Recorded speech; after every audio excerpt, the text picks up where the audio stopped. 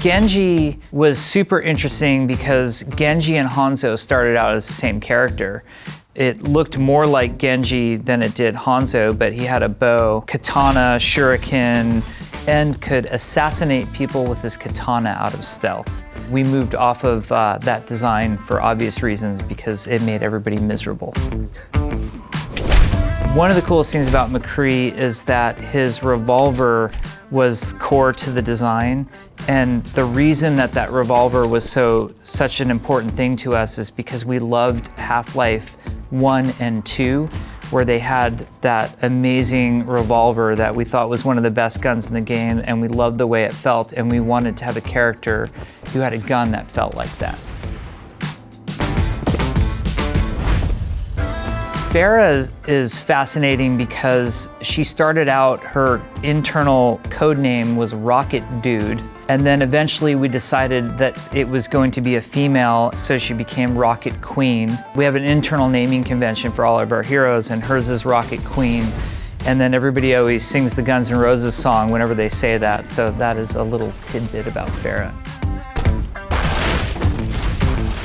Reaper is one of the characters that came to us from a previous game we were working on called Titan. And he had an ability that we later put on Sombra, which was when characters got low on health, you could see them through the walls. And it created that terrifying feeling of when you were low on health, you knew he was going to be stalking you.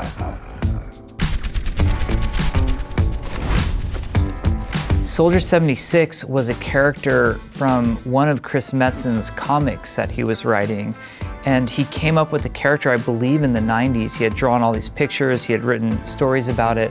And when we came to working on the story of Overwatch, and we were talking about, you know, sort of this fallen leader type that we wanted to have, basically Chris gave us this character that belonged to him from his own personal life and career, and gave him to Overwatch. So that really is Chris's character. Sombra took a long time to make. Her stealth used to be a passive ability. Whenever she was out of combat, she would go into stealth, and we would tweak the amount of time out of combat into stealth, or the amount of time that it took to go into stealth just in general. And eventually it got to be instant, and Sombra was pretty much a nightmare. Tracer is who I want to be when I grow up someday.